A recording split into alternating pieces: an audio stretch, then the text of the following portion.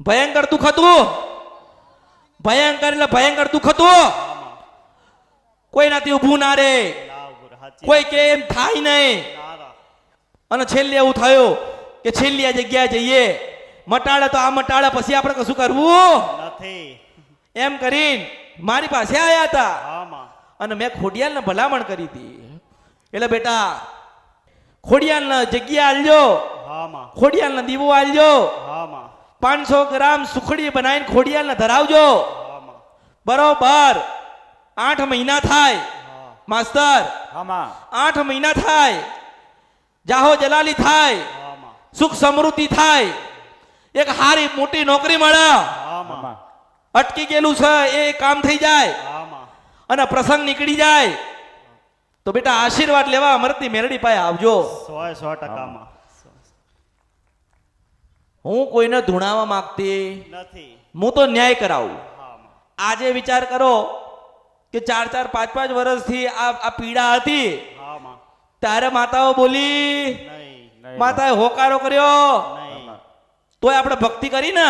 આમાં બસ આટલું જ પકડી રાખો, આટલું જ. ધૂણવું મહત્વનું નથી. સાચી વાત છે. તમે મને ધૂણતા જોઈ, ના ના કોઈએ મને ધૂણતા જોઈ? ના ના માં પણ બોલું ના બના ભર્યું, મારા અવતારમાં ખોટ પડે.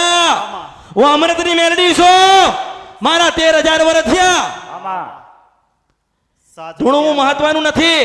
આમાં અરે હોનાની પાઘડી લઈને વધાવો નાખાય ને એ મહત્વનું નથી. આમાં પણ બોલ ને તમારી માતા ઊભી રહી ને, એવી ભક્તિઓની જરૂર છે. મને ઓળખો ને તો ઓળખાય. આમાં શું તે મારી એટલી ભક્તિ કરી લીધી કે શું ભક્તિ કરતા હતા, ખાલી યાદ કરી હતી.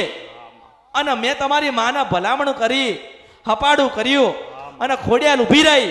આમાં અને રામાપીરની ભક્તિ કરો છો એને પકડી રાખજો, આમાં કારણ કે ન્યાય પડ્યો તો ખોડિયાલનો. સાચી વાત છે માં. એટલે ભક્તિ કરો તો ભલે કરતા કરજો, રામાપીરની ભક્તિ.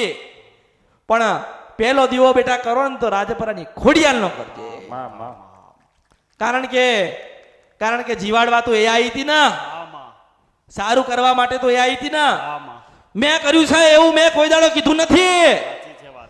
મારી પાસે હજારો લાખો ને કરોડો માણસ પોતાની માઓને રિહાઈ ગયેલી હતી, રાજી કરીને લઈ ગયા છે. આમાં મેં કદી કોઈને કીધું? ના મેં કીધું કે મેં તને દીકરી દીધી, મેં કીધું તને દીકરો દીધો, મેં કીધું મેં તને નોકરી દીધી છે, મેં કીધું ના હું માધ્યમ છું. પણ એટલું યાદ રાખજો કે તમે મારા હતા ને હું તમારી હતી.